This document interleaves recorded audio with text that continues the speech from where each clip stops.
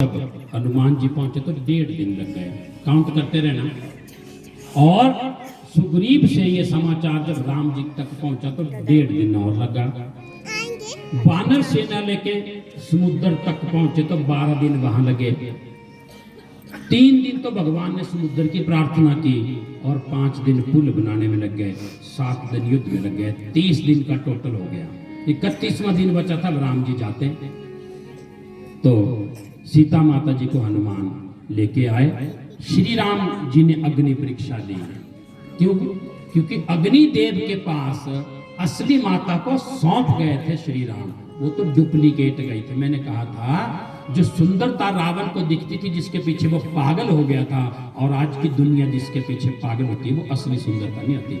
असली सुंदरता तो राधा रानी, लक्ष्मी और सीता मैया के पास है। वो सिर्फ भगवान के परम भक्तों को दिखती है।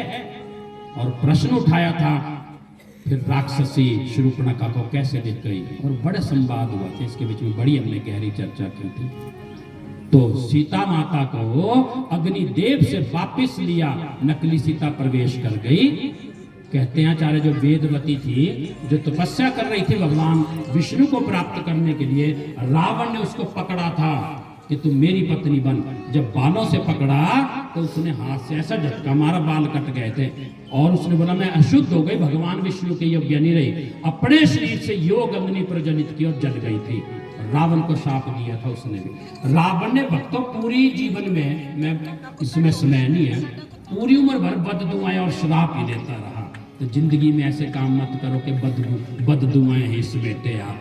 किसी जानवर को प्रताड़ित मत करना, किसी को बोल के भी परेशान मत करना, नहीं तो श्राप श्राप इकट्ठे हो जाते हैं और रावण की तरह अंत होता है। ये संदेश दे रहा है रामायण। तो फिर विभीषण ने वानरों से निवेदन किया, राम जी से निवेदन किया, बोला सब चलेंगे हम अयोध्या को, हम भी आपका राज्याभिषेक देखेंगे जाकर के। और प्रभु ने कहा कि जाएं कैसे? बोला प्रभु आपके लिए पुष्पक विमान है, मन की गति से चलने वाला। और इस पुष्पक विमान की प्रभु जी ऐसा डिजाइन था, ऐसी खासियत थी, जितने आदमी बैठ जाओ 1 सीट खाली, दोबारा कोई बैठे 1 सीट खाली, जितनी मर्जी भर लो, अनलिमिटेड कैपेसिटी। ऐसा यान किसी ने आज तक तैयार नहीं किया होगा जो उसमें श्री राम जी का यान था, पुष्पक विमान। सब उसमें बैठ गए सारे वानर कि अब तुम राम जी का राज्याभिषेक देखेंगे जाकर के। रास्ते में निषाद राज से मिले, वादा किया था निषाद राज गुहा से मिलूंगा मैं। जैसे मन की इच्छा करते चलो अब जो है हम फलाने ऋषि के पास चलते हैं, तो उस ऋषि के पास पहुंच जाते थे। वहां आशीर्वाद है।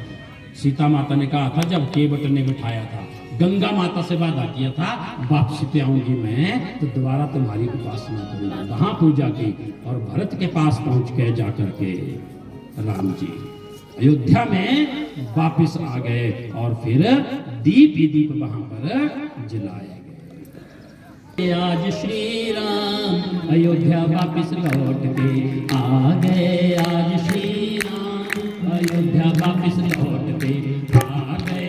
आज श्री राम अयोध्या वापस लौट के आ गए। आज श्री राम अयोध्या वापस लौट के, अयोध्या वापस लौट के, अयोध्या वापस लौट के, अयोध्या वापस लौट के, अयोध्या वापस लौट के, अयोध्या वापस लौट के, अयोध्या वापस लौट के, अयोध्या